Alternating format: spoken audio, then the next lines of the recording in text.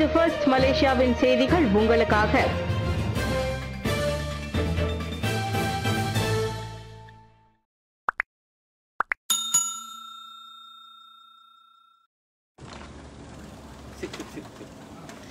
Okey. Jalan lagi.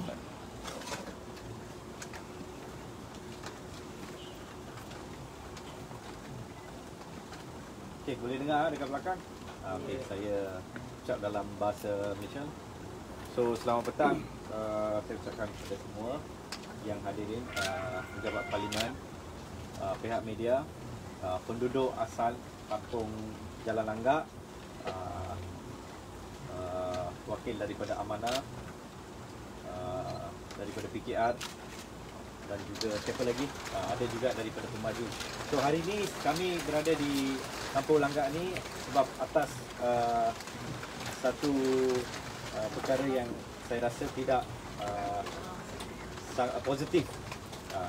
Sebab 24 ni bulan ini kampung ini akan diroboh oleh sesebuah pemaju atas alasan ini tanah mereka.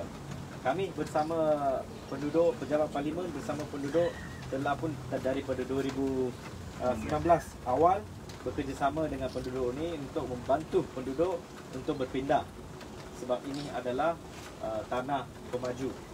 So kami berurusan dengan pemaju, masa itu pemaju bagi kerjasama, berurusan dengan kita, bagi kita masa. Dan masa Pakatan Harapan saya sudah pun berurusan dengan DBKL untuk pastikan semua orang, semua keluarga di sini dapat rumah PPR dan juga pindah dengan secara aman. Tapi apa jadi, kerajaan dah tukar. Masa kerajaan Perikatan Nasional saya tak dapat sambutan yang baik untuk dapatkan rumah oleh penduduk di sini. Dan dia telah pun mengambil masa yang mungkin sangat lama lah untuk mereka yang dapat. Dan juga COVID, masa COVID lockdown 3 bulan just go like that. So ada 13 keluarga guna silen ketua kampung tak dapat rumah. 1, 2, 3, 4 lagi tunggu tawaran, belum dapat rumah lagi. Yang lain semua sudah dapat rumah. Ada yang belum terima kunci, ada yang masih dalam proses, ada dalam proses pemindahan. Ada satu kes di mana dia dapat rumah daripada DBKL, tapi bila dia pergi tengok rumah ada orang lain pula tinggal. Ini pun satu perkara yang saya rasa penguatkuasaan kena ambil tindakannya cepat. Tapi perkara ini pun DBKL maklum dan DBKL tengah ambil tindakan. So banyak perkara yang menyebabkan penduduk ini belum pindah lagi. So bagi saya memang kami tidak menolak ataupun kami menyokong pembangunan. Tapi sekarang adalah satu musim ataupun pandemik COVID-19 tengah pun melanda bukan saja di Malaysia tapi di seluruh negara. Tapi saya rasa pemaju paksa penduduk ini untuk berpindah, itu saya rasa satu perkara yang tidak munasabah ataupun tidak baguslah pada musim sekarang, tapi zaman sekarang. Dan di sini boleh tengok saya ada list. Tunggu tawaran, 4 orang tunggu tawaran, 2 ditolak. 2 ditolak dan baki dalam proses untuk pindah. Mereka juga semua di sini adalah golongan B40. So apabila mereka dipaksa untuk berpindah, macam mana mereka nak pindah? Dalam proses tak ada rumah, nak pergi mana pun tak tahu. Ada yang juga tak tahu siapa, ada orang datang ugut kata nak potong elektrik, nak potong air. Sini ada keluarga OKU lagi, warga emas lagi yang guna oksigen tank. So kalau macam mana dengan perkara ini? Kalau mereka ugut hari-hari nak datang roboh tempat ni, saya rasa perkara ini tidak bagus untuk semua pihak. Saya rasa bukan saja pemaju yang owner tanah ni, tapi pemaju di seluruh Malaysia perlu consider consider untuk bagi ruang kepada penduduk untuk mengadakan transaksi yang aman. Bukan paksa sebuah kampung ataupun sebuah penduduk di mana untuk pindah atas self-interest untuk buat pembangunan mereka saja. Penduduk asal yang sini tinggal di kampung ni dah hampir 60 tahun. Ada proof. Lagi mereka dulu bayar City Council tax. Tapi walaupun kita kes ini sudah pun masuk dalam mahkamah dan kalah, kita mengaku kalah. Court order pun sudah keluar untuk roboh kawasan ini. Tapi saya minta dengan jasa baik, jangan roboh sampai isu ini settle. Ataupun jangan roboh sampai COVID ini settle. Sampai PKPP. Sekarang pemulihan SOP kerajaan adalah sangat ketat. Jangan ada apa-apa kalau mereka roboh kawasan ini akan jadi kecoh. Lagipun apabila pemaju bawa kontraktor nak roboh sini, saya nampak hari itu ada ramai warga asing. Adakah warga-warga asing tu yang kontraktor bawa tu sudah cek dia COVID positif ke negatif? Saya tak nak ada lagi pula kluster Kampung Langgar. So ini merosakkan aman di sini. Bukan saya minta penduduk ini kena tinggal dekat sini sampai akhir-akhir. Bagi kita masa sampai 31 Disember. Ini yang saya nak perjuangkan. Sampai PKPP habis, jangan tak elok. Pembangunan, infrastruktur, semua affected by COVID. Tapi kenapa pula ada DBKL juga bagi permit kepada perubahan ini? So saya rasa perkara ini tidak elok. Kerajaan perlu kaji balik perkara-perkara ini. Walaupun ini tak ada berkaitan dengan kerajaan, tapi ini berkaitan dengan penduduk di sini. Kesihatan affected. Ada yang macam ketua kampung tak ada rumah, nak pergi mana? Ini memang ruang dia lah. Kalau tempat ni roboh 24 ni, mana dia nak pergi? Mana dia nak cari? So maksudnya dia boleh langgar PKP sebab dia kena pergi tempat cari rumah. So all this will be affected. So saya mohon jasa baik pemaju untuk bagi kita ruang sampai 31 Disember dan sampai itu saya akan pastikan mereka ni berpindah dengan aman, dan mana yang tak dapat rumah lagi dalam proses, saya pastikan mereka dapat. Itu saja kita minta. So anything else? We have already written. Berapa ramai ya? 4 orang, Total 12 ya? total 13. 4 lagi yang dalam proses. Belum dapat rumah lagi. Ada yang belum dapat kunci, ada yang Minta pertukaran unit. ada yang minta pertukaran unit sebab DBKL bagi rumah jauh. So mereka ada anak-anak, sekolah pun kena tukar. So kalau pihak pemaju tak pertimbangkan perkara-perkara ini, saya rasa penduduk di sini akan mungkin protes lah. Sebab ini saya rasa isu yang sangat kritikal. Kalau roboh semua rumah di sini, mana mereka nak pergi? So We have already wrote. saya pun telah tulis surat kepada pelbagai agensi kerajaan, kementerian, contoh YB Ismail Sabri, Dr. Nur Hisham, Menteri Kesihatan, Menteri Wilayah, Menteri Wilayah, IGP, Ketua Polis KL, lagi OCPD Wangsa Maju. OCPD Wangsa Maju. Semalam juga kami duduk bincang dengan OCPD Wangsa Maju dan kita menerangkan bahawa keadaan di sini, dan kita mohon OCPD untuk kawal keselamatan pada masa perubahan. Itu sajalah. Lepas tu kita juga dapat reply daripada KKM. Mereka telah bagi reply. Mereka mengatakan bahawa ini tidak melanggar, tidak harus berlaku pada masa ini. ya, mereka kata lebih baik tidak berlaku pada masa sekarang sebab kes COVID hari-hari semakin naik. So ini akan meningkatkan risiko. So kenapa ada pihak yang ada self interest nak cepat-cepat roboh kawasan ini, kita pun tak tahu. Dalam masa yang sama, tanah ini juga ada isu lain. Di mana saya dapat satu memorandum daripada seorang keluarga, nama dia Rahindra, anak perempuan Narayan Aslami. Dia tuntut bahawa tanah ini tidak pernah dijual. Ini isu lain pula. So dia kata tanah ini adalah tanah nenek dia punya. So apabila kita buat protes baru-baru ni, dia datang jumpa saya, dia hantar memorandum, dia kata tanah ini tidak pernah dijual. Dia buat polis report, I rasa dia buat SPRM report.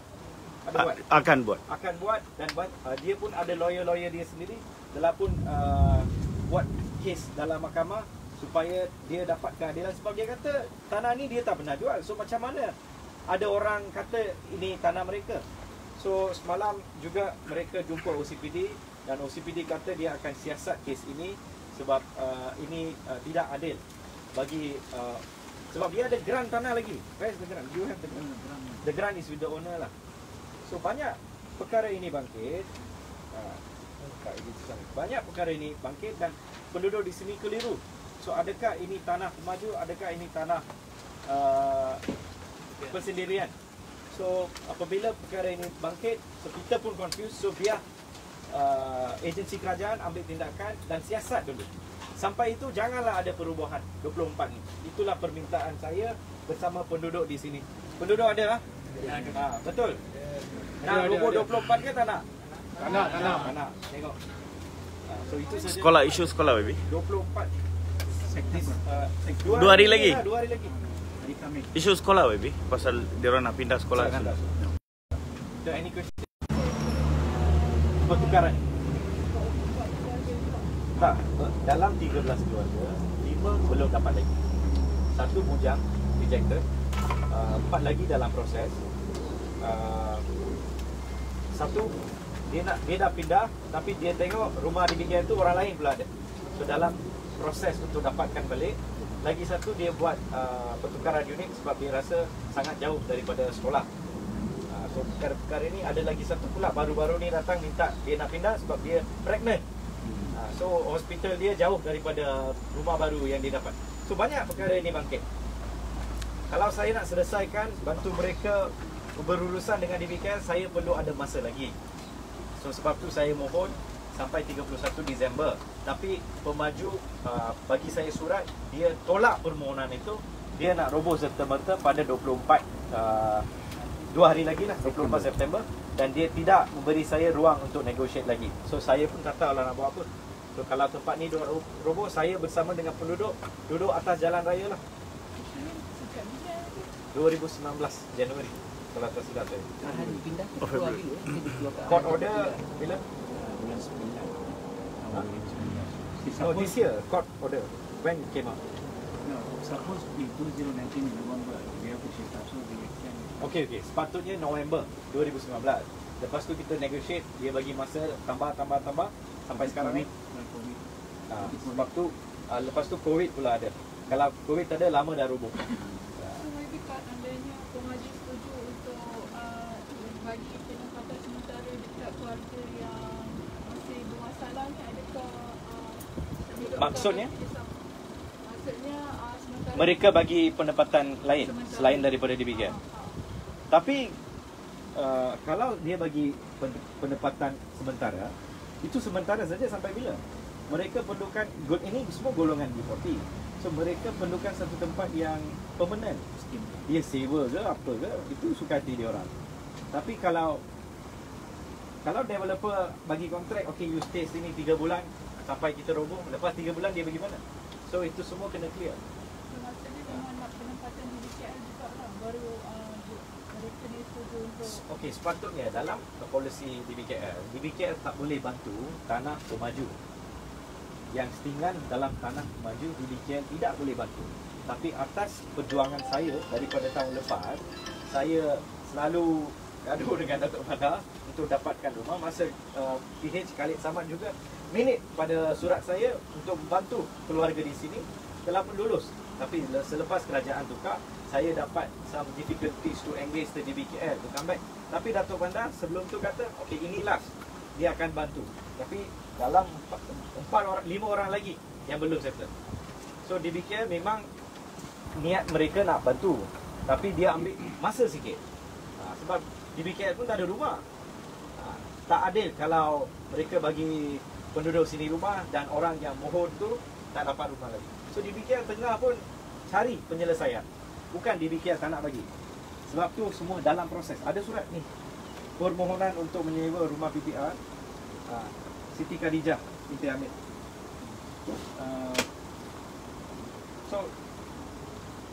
Surat ini telah pun panjangkan ke Jabatan Perancang Ekonomi dan Pembangunan JPET DBK bagi tujuan penawaran pembelian unit. So 4 lagi dapat rumah jual. So dia akan ambil masa sebab DBK akan cari mana ada ruang kosong. So kalau pemaju tak faham perkara ini, perkara yang basic, mereka paksa orang-orang di sini untuk keluar. Memang inilah cara, saya tak ada cara lain. Saya minta tolong daripada Kerajaan Perikatan Nasional pun mereka tak nak turun. So saya pun tak tahu lah. So saya demi perjuangkan penduduk di sini, saya terpaksa protes. Tapi saya tidak menghalang court order sebab court order kalau saya halang saya kena tangkap nanti. Saya hanya nak duduk negotiate balik kalau pemaju bagi ruang lah. So YB daripada 13 tu yang lain dah pindah cuma tinggal 4 je. Ada banyak lagi yang tak pindah. Yang pindah 2-3 saja. Sebab mereka tak dapat kunci, tak puas hati dengan kawasan yang mereka dapat rumah.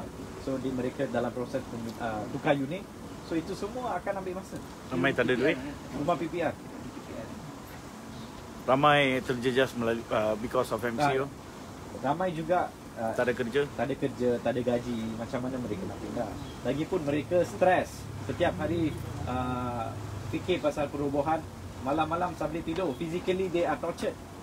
Sebab anytime pemaju boleh datang roboh. Itu yang masalah. So memang pejabat parlimen hari-hari stay dekat sini, jaga mereka. Kalau saya nak bangunkan tak tahu perumahan ke. Itu saya tahu. So dijangka 31 Disember ni mungkin settle. Ya, harap. Ya. Dijangka. So kalau tak settle juga macam mana? Ada alternatif lain ke? Ya, ada. Tapi saya nak masanya. At least sampai 31 Disember. Sebelum Sampai tu. PKPP habis lah. Ini pasal soal keselamatan lah, Ya, first of all. Keselamatan, kesihatan, kebajikan, semua. Okey? So 24. Kan, we have plug. We will come and come.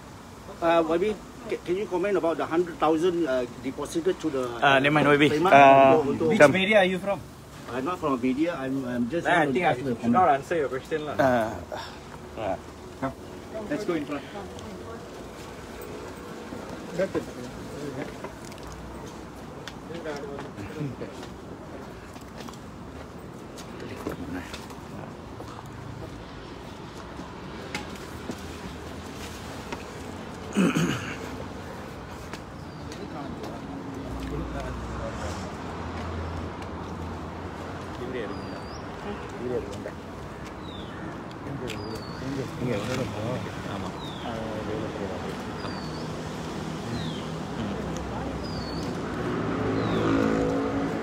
Mas, boleh parole. boleh menanya saya ya. You, Encik, kamu dari mana ya, Encik? Encik, kamu dari pemaju mana ya? Saya observer bagi pemilik tanah. Siapa pemilik tanah? Sebuah syarikat. Syarikat apa tu? Syarikat boleh cari carian di pejabat Encik, tanah. pasal kami dekat sini tengah buat press conference. Ini tempat yang hanya yang ada invited saja yang datang. Encik cakap Encik daripada pemaju mana? Tapi Encik tak nak bagi tahu nama siapa. Encik masuk dalam kawasan private place. Saya dijemput oleh Guna Sila. Ada jemput ke Encik Gulasilan, ketua kampung? Ya? Kenal ke siapa ni? Tadi baru cakap YB datang boleh sila masuk. Saya tak beritahu orang masuk. So Encik, soal keselamatan, Encik jangan masuk tempat private ya. Ini private place. Ya?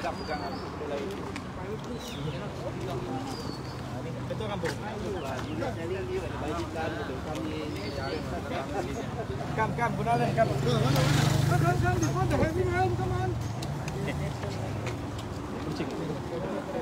Selvam, pegang. Ketua kampung depan.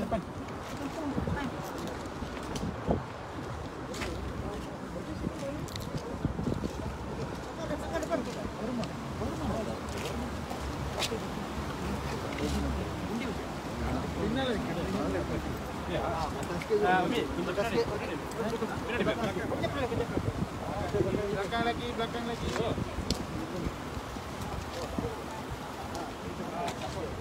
இங்கிட்ட கூட அப்படியே வந்துடலாம், ஒரு ஆள் கிட்ட வந்துருங்க. Duduk belakang, angkat tinggi. பின்னாடி வந்துருங்க. ரொம்ப உயரமா இருக்காதீங்க. தூக்காதீங்க நீங்க கொடுங்க. இல்ல கொஞ்சம் இறக்கிடுங்க, ரொம்ப தூக்குறீங்க, கொஞ்சம் இறக்கிடுங்க.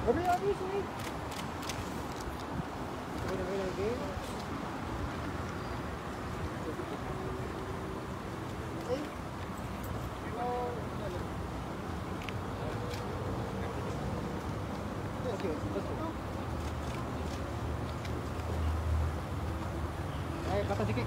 Lebih kan?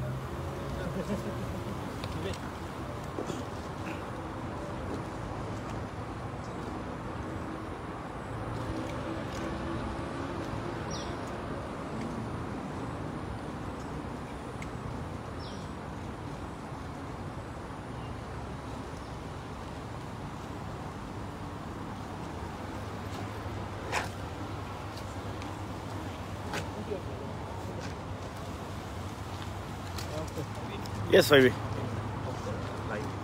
Anything you want?